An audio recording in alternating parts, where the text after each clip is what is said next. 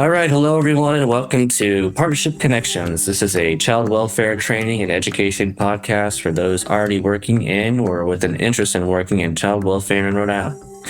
My name is Stan Brazier, and I am the project director for the learning partnership between the Rhode Island Department of Children, Youth, and Families, or DCYF, and Rhode Island College. Our goal with this podcast is to bring information from experts on a variety of topics, all at no cost to hardworking professionals and others. Today, I'm very excited to speak with our guests about their work with the Right Question Institute and their question formulation technique. There are so many questions that come up for families and child welfare employees, like what are the safety concerns for this child? How can we prevent this from happening again? What are my rights and responsibilities? The list can go on and on. Today, we're going to talk with our guests about helping people navigate complex situations they might be faced with so that they can ask the right questions and what this could mean for you and your work with children, youth, and families. Please note that we like to emphasize the disclaimer that the views expressed by the host and guests of this podcast are their own and do not necessarily reflect those of their organization, the college, or DCYF. So without further ado, our guest is Naomi Campbell, director of the Right Question Institute's Legal Empowerment Program. She is leading RQI's efforts to promote the adoption of the Right Question strategy in legal practice settings serving low-income communities. She is also a member of the Micro-Democracy team, collaborating on RQI's voter engagement, school family partnerships, healthcare, and social services programs. Naomi, welcome, and it's great to see you. Thanks, Dan. Thanks for having me. Yeah, of course. So as I was mentioning in the intro, RQI helps empower individuals to, quote unquote, ask better questions, right? But take us back a little bit. How did this work all come about? Yeah, sure. So our work began many years ago. Our co-founders were working in the city of Lawrence, Massachusetts, and they were working in a dropout prevention program, a student retention program. And what they heard over and over again from the parents they were working with was, well, we don't go to the school to participate in our children's education, to advocate for our kids, because we don't even know what questions to ask. So they thought, okay, great, we're going to give you a list of questions and you're going to be able to advocate for your children. But what of course happened was that the parents took the questions to the schools and then came straight back to the dropout prevention program and said, well, what should I ask in this situation? And the founders of RQI realized both that they were naming an overlooked barrier to their participation, that they did not know what questions to ask, and that this was about building a skill. So instead of giving people questions to ask, it was about helping them come up with their own questions. And so they set about figuring out how to do that. The parents took the skills that they had developed in the dropout prevention program and applied them elsewhere as well. So they were showing that this was a universally relevant skill that they could use in the housing authority, advocating in the welfare office, in their adult education programs. And that led to our work as a nonprofit organization in many different fields. So we did a lot of work with adult educators initially, later in healthcare, as you mentioned, social services. I work a great deal with legal professionals who are training their clients, helping their clients learn how to ask their own questions. And the essence of this argument is that being able to ask your own questions, or as we say, formulate questions, is a skill that's essential for agency. So it's essential for people to be able to advocate for themselves, to navigate complex systems, to partner with service providers. And it's essential for people who, for example, might have less power or expertise than the person sitting across the desk from them.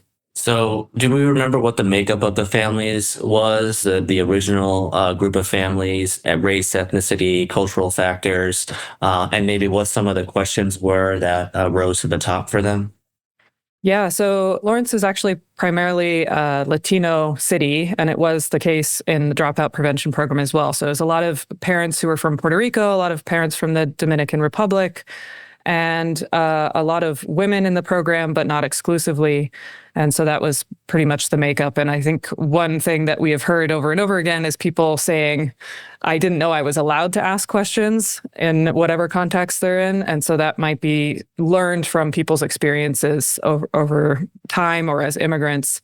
So, and then you asked what kinds of questions people were asking. So, for example, in the context of family engagement in schools, if a person is able to ask questions about what the school can provide or what services are available, that's a form of advocacy.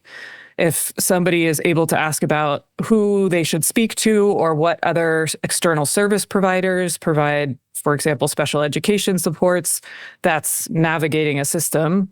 And an example of partnering more effectively would be if a person is able to ask about what they are able to do to help a child, or what the teacher needs from the parent or guardian, or if they ask about things that a teacher might not have been aware of. So those are some examples of how asking questions can help people accomplish those things. Right. So I think in your first answer, there's a lot to unpack there, and I think there's a lot of applicability to families involved in the child welfare system, and also employees in the child welfare system, right? But I think, and also you mentioned the legal side of things too, which we know is another big kind of factor that's in play in the child welfare system, and those two systems are interacting quite regularly, quite frequently. It could be pretty overwhelming, probably a little scary for families, not sure how to advocate for themselves. But before we get to that, can you give us like an overview of what the question formulation technique is and maybe how it operates a little bit? Yeah, absolutely. So the question formulation technique, or the QFT, is a 5-step process that helps people come up with, work with, and prioritize and be strategic about using their own questions. So the first step is to identify a question focus. So if you're using a process with a family, helping them ask questions, it might be a statement like, we're required to work with you together for X number of days, or you're being referred for a behavioral health evaluation. That might be the topic for asking questions. The second step is a producing questions step. So we give people a set of rules for coming up with questions. Those rules are: ask as many questions as you can, do not stop to answer, judge, or discuss the questions, write down every question exactly as it's stated or as it comes to mind, and turn any statement into a question. So people go through a few minutes of coming up with questions, either with the facilitator writing down the questions, or if they're comfortable writing down the questions. Then there's a step of improving questions. So looking at the difference between an open-ended question, a question that needs more explanation than just a yes or no answer, and closed-ended questions that can only be answered with one word or yes or no. And people look at the difference between those two types of questions and practice changing one type of question to the other, and vice versa. Then there's a prioritizing step number 4. This can be different depending on your goals for working with somebody. So you can ask them to identify the questions that are most important to them. You can ask them to identify questions they want to ask of a particular person, questions that they need to get answered in order to do XYZ. There's different instructions that you can give people for prioritization and being strategic. And then finally, the 5th step is reflecting. So having people think about what they learned, for example, how they could use it, and how they feel after coming up with questions. And the reflection step, we always say, be sure not to skip over this step. It helps people solidify what they've learned and take away a more abstract idea from the process than just the questions that they came up with on their list. So 2 follow-ups. One is there at any point in the process appropriate to have the individual that's working with that family or parent or whatever it is help them in any way? Or is it totally sort of hands off and just let the individual that's trying to navigate this question focus do everything on their own? And then a second question is, how might the approach change when working with, again, different ages, ethnic groups, race, cultures, etc.? Or is it a pretty universal approach? Yeah, so we have some general recommendations for what we call facilitating the process or using the process. And one of those recommendations is to not give people examples of questions. And the reason we have that recommendation is because people are, first of all, used to a service worker, a caseworker, social worker asking them questions. That's the way that they're accustomed to operating. And so if somebody asks a question as an example, they're kind of put into that mode of answering a question as opposed to coming up with their own questions. And the other thing that people are accustomed to is that there is a right answer that somebody is looking for them to say. So that can be in a classroom environment, for example, trying to guess what question the teacher might want you to ask. And so I think it goes against some of our natural instincts to jump in, to try and help people, to try and prompt people. But we really recommend just allowing people to think about the question focus, follow the rules for asking questions, and as much as possible, not to give examples of questions. Now, that's not to say that, there are no situations where somebody would need to prompt questions. Sometimes we recommend giving people question starters. So saying, questions can start with what, how, why, those kinds of words. And that can be a way for if a person is stuck in the process to kind of get them unstuck. But when you're using this process, it's really about the client or the person you're working with doing their own thinking and building that question asking muscle. And then the second question you had asked was about people adapting this for who they're working with. I think there are lots of ways to adapt this process. People have taken pieces of the process and used it in certain situations.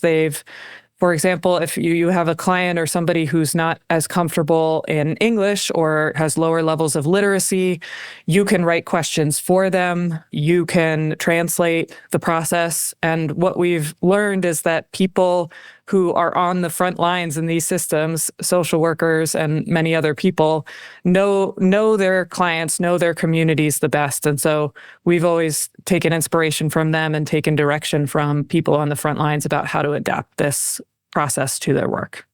Right. Thank you for that. So how do we know if this process is working? So let's say, for example, family becomes involved in the child welfare system. And you said earlier that the focus might be, we're required to work with you for X number of time. So, a big timeline in child welfare is 12 months federal guideline for TPR. And then I think it's like 15 out of 22 months or something like that if you're still involved. I forget exactly what it is. I know there's 12 months, right? So, but let's say the focus is that 12 months. We've got 12 months to work with you. And then if we find that there's still safety concerns for your child to be reunified with you, we're going to have to maybe explore some other permanency options, guardianship, adoption, whatever it might be. And we may need to terminate your parental rights. So let's say we present that to a client involved in the child welfare system, and they go through the question focus technique, and they're able to feel a little bit better, feel a little bit more empowered with some of the questions, the most important questions that they might have. Fast forward 3 months, 6 months, how would they know that their advocacy efforts and using the question formulation technique is working? And do you mean how would the clients know, or Right. how Yeah. would... Okay, Yeah. how would the clients know? But Yeah, I guess both too, right? Like the social worker or other, people that are working and interacting and trying to support that family or parent to guide them through this process to improve on whatever the safety concern or concerns are, right? So that they can have reunification or whatever the goal might be, right? So success on both sides, right? Like how will we know that this is something that was really important that was done, and it kind of helped move the process along and helped the client get to a more successful place, maybe quicker, maybe more efficiently, and with better advocacy, with feeling more empowered, whatever the case might be. What might that look like? Yeah, so I think there are proximate outcomes to using the QFT, like immediate outcomes, and then there are kind of the medium term and longer term that you're referring to. And I can address both of those, kind of the proximate outcomes and the longer term outcomes. Immediately, I mean, you might see when clients are asking questions, when a family is asking questions, you might identify that they have a gap in their knowledge that you didn't realize was there. They might be asking questions that you didn't realize they needed the answer to because you assumed they already knew the answers. We also see in that immediate interaction of using the QFT, we typically observe people who use the QFT and people who are going through the process of asking questions. We see cognitive changes, we see affective changes, and we see behavioral changes. So changes in what people know, changes in how people feel, and changes in what people are able to do. So an example of a cognitive change, people are setting an agenda by asking questions and prioritizing their questions. They understand for the first time sometimes how asking a question in a certain way can get you certain kinds of information. And then they learn more about whatever the topic is. So they're more receptive to the information that's given. And by receptive, I mean they're going to take in the information better. So if you in this initial meeting with a client are trying to give them information about how you're going to work with them, and they have asked a question about that, they're going to cognitively be able to absorb that information better after they've asked the question. So those are examples of immediate cognitive changes. Immediate affective changes. When we say affective, we mean that people feel self-reportedly more confident, more calm, more capable. And if someone is asking a question, they become more motivated to find the answer. They're more determined to get information. So those are examples of affective changes that people can observe or are self-reported in an immediate use of the QFT. And then behavioral changes, those are sometimes immediate, but sometimes the more medium-term, long-term that we're talking about. So behavioral changes in terms of people taking action. And so that can be if you're preparing somebody for a meeting with a school, they are actually going into that meeting and speaking up for the first time. They're getting services that they need. They're accomplishing those goals over time. And then there are, of course, measures of how efficient was this meeting? Well, this initial meeting versus did the relationship improve over time because I'm working in a way that helps people ask me questions? So there's all sorts of measures that you can look at in the immediate, medium, and long term and connect that back to the cognitive changes, the affective changes, and the immediate behavioral changes of people asking questions. So I guess in a sense then, I think the efficiency factor could be big for child welfare because you do have you're asking people maybe to look at themselves and consider some pretty significant changes, especially if they have mental health or substance use disorder, right? And a limited amount of time to try to get that done. So the efficiency can be really important in just a timeliness nature, right? That we don't want to fast forward 6 months from now and you're asking for or you haven't, like you said, that cognitive piece, right? Like they're asking for clarification on something that maybe we thought we were on the same page about, but it turns out we're not. So to kind of clear that up right from the get-go, I think is huge when it comes to family service systems, child welfare systems, for sure. So absolutely. Well, a similar, maybe comparable system where time is extremely valuable is the healthcare system. And what we've seen is that when patients are asking questions, this method was taught in 7 to 10 minutes in community health center waiting rooms. And what they found was that it can make patient-provider interactions both more efficient because you're getting to the questions that the patient is asking, that the information the patient really needs to know to take care of their own health, and you're improving the relationship, which of course is more efficient over time. I think about too, like an example that comes to mind is going to the mechanic and just the total, like for me anyway, I mean, for some people, they do know a lot about cars and what the mechanic might be talking about, but there's such a huge imbalance of information and knowledge in that relationship. And I would imagine in a legal relationship, you mentioned healthcare, right? Like we're trying to interact with these professionals that have so much more knowledge and so much more information and also power too, similarly with child welfare, than the person that's supposed to be receiving the help does. So I think how many times I've gone to the mechanic and just said, yeah, that sounds good. Right. But no idea what they're talking about. I've not asked clarifying questions. And there's no way of knowing whether or not this is going to be efficient. This is needed, anything like that. And I think that that kind of translates to some of these other scenarios too. So I like that, like efficiency piece. Just kind of made me think of that relationship. We've talked about like helping professional with client, but what about, professional to professional, colleague to colleague, and maybe utilizing this method to kind of help improve interpersonal relationships within your own workplace? hmm Yeah, there are many applications of this method. And as you say, people who are working in the child welfare system, caseworkers, social workers, they've found this process to be helpful for themselves. So, for example, in coming up with the right questions to ask of parents, to ask of external service providers. And as you say, when they're interacting with people with different kinds of expertise that they might not have, or if they are interacting with people with different opinions about what should happen in a particular case, it could be used for that. And we at RQI, at the Right Question Institute, use this process ourselves in making decisions that affect the organization. It's been used by researchers in higher education settings to come up with better research questions. So it's a very powerful skill, and we encourage people to use it to ask better questions. And when we see that people turn around and share that skill with the families they work with, that's extremely powerful.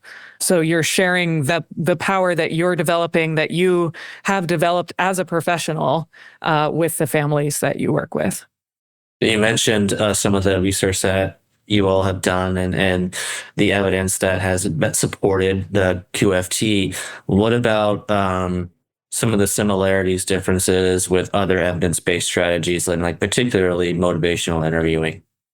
Yeah, sure. So motivational interviewing, there's a lot of similarities to the goals of motivational interviewing, right? So it's a counseling approach to behavioral change, and it aims to help motivate people and to help people name their goals. And so in that way, having people ask questions can help motivate them. It can help them name their goals. Also, asking questions of people by using motivational interviewing can accomplish those same things.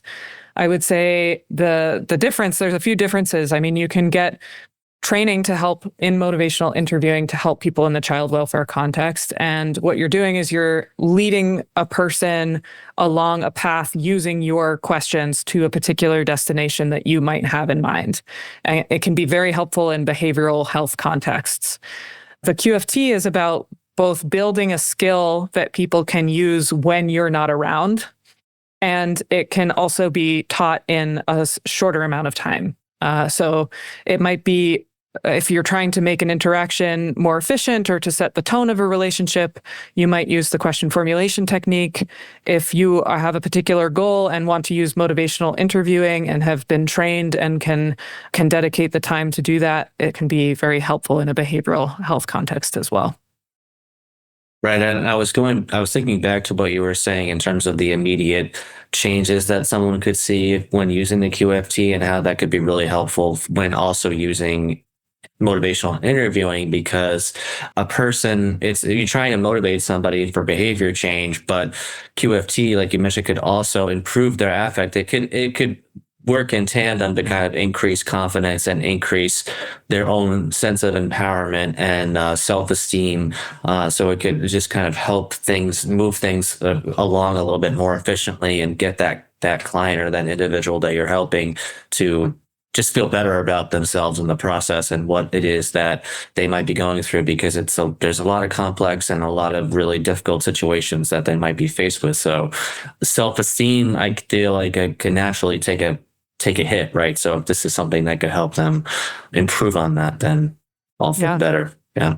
So. Yeah. And I think that what we've seen is that, what we started out doing those many years ago was giving people questions to ask, saying, these are the questions that you should ask. And if you do that, you're also reinforcing the idea that you're the expert, that they can't do this on their own. And in the next time that they're in a situation where they need to be able to advocate for themselves, they're right back where they started. So as you say, this can build people's confidence, saying, okay, I also have questions. My questions are valid. My questions are valuable. And I can use them in a context where I might otherwise feel like I don't have a lot of power. Right. Um, and then just kind of a final question for me, and it kind of alluded to this a little bit before, but obviously the work of child welfare for the employee, the family involved, it's highly stressful, can be highly overwhelming. Emergencies often need to take precedent. Of course, there's tons of things that often need to take precedent, but what's your best advice for a system as large as child welfare and in Rhode Island, or also include juvenile justice, juvenile probation in that system to actually incorporate QFT into practice? Like what's the starting point? Yeah, so we have trainings and resources that are available for free online. We can do more extensive training as well as help systems integrate the QFT into workflows and processes that already exist. So the goal should definitely be to make people's work easier, not harder, not to add something to people's already full plates. And so there are suggested ways about incorporating this that can make people's lives easier. And of course, as you say, there are emergency situations where child safety is at risk, or there's many other scenarios where skill building and educational approaches are not appropriate. And so what we've learned to do in our work over the years is to learn from the people who are actually doing the work on the ground about when it's appropriate to use this approach, when it helps them do their work, when it makes their work easier, and when it's not appropriate. And when you are able to do an approach that is educational, you're investing in people by building their skills and agency for the long term. As you say, not always appropriate to use, but people know best about when they can use an approach that makes that investment in people. Right. It's a little bit more work maybe up front, right? But to save you more work in the longer term. Right. And I really wish that I had this when I was out doing home visiting, because I feel like it could have helped guide me, and not just me, but really most importantly, that parent or family that I was working with, if for nothing else, that it's such an exercise to do with them, even if it didn't work or work as well as we would have liked it to, something to kind of help structure a conversation, guide them, get them to work and think about things, like you said, as opposed to kind of some of that traditional breaking the mold of the old ways of doing things, where we're the ones asking a lot of questions or too many questions. And the power balance is shifted too far in the favor of the helping professional, and there just leads to like confusion and all sorts of headaches for everyone, right? So, is there anything else you think that people working in a child welfare system, working with children, youth, and families, vulnerable kids and families, might want to know about the QFT or just RQI in general, maybe some of the other work that you guys do? Well, I think I would say this can seem simple in some ways, like, doesn't everybody know how to ask questions? Or maybe, okay, this is just about, prompting people to ask some questions. But actually it does, as you say, represent a shift in the way that we're used to working and the way that families are used to working with you. So it might if you're using this process, it might feel awkward at first for a parent who typically doesn't ask any questions. Going from 0 questions to even 3 questions can be a big deal. And so I just want to acknowledge that there's a shift that we are asking people to make, not saying that you'll never ask another question again, of course, but that you're creating the space for a client to do so and to exercise that muscle. And I think that can be a shift that people have to make. And at the same time, we are very inspired by all the people we see out there who are in these systems, who are facing a lot of challenges in their work with parents, facing a lot of resource constraints. They're overworked, they're overwhelmed often, and just inspired by their commitment to investing in people, their belief in people, and their belief in empowerment just is something that fuels our work. And so I think there are a lot of people doing their work really powerfully and well. And so if we can provide another tool in people's toolbox, that's our goal. Yeah, it sounds like a way to get the ball rolling with relationships and trust and building rapport is so key too, right? This is just another way to do that. I wanted to go back to quickly just to thinking about the process really for a second. When you ask that individual to prioritize their questions, what happens to the ones that don't make the cut? And is there an opportunity for those questions to still be asked? And because I think I understand the importance of being able to do that prioritization exercise, so you can really get to the heart of what's most important for that client. But there could be 20, 30 questions, right? So what happens to those other questions? Right. So two things. First, that the producing question step where they're coming up with maybe this list of 20 questions, 20, 30 questions, is necessary for them to get to the most important questions. So they have to ask a lot of these questions, and sometimes their priority questions might be number 28 on the list. And so if they hadn't asked all of these questions, they wouldn't get to what they find is most important. So it's not just that those questions are useless and sitting there, it's that they helped lead to the most important questions. And then the second point is that, of course, you as a facilitator can have discretion over saying, okay, well, I see that they have these questions, and I actually think that if they don't have the answer to this, they won't be able to get the answer to another question. Or I feel that this is really important. If they don't understand this, it's going to have implications down the line. And so you can absolutely answer other questions on the list, just that there's a purpose beyond getting answers to the divergent thinking and the divergent thinking that happens when you're producing a lot of questions. It's a means to an end, right? Yeah. Absolutely. Got it. Naomi, thank you so much. Appreciate it. Thank you, Stan. Thank It you. was a pleasure.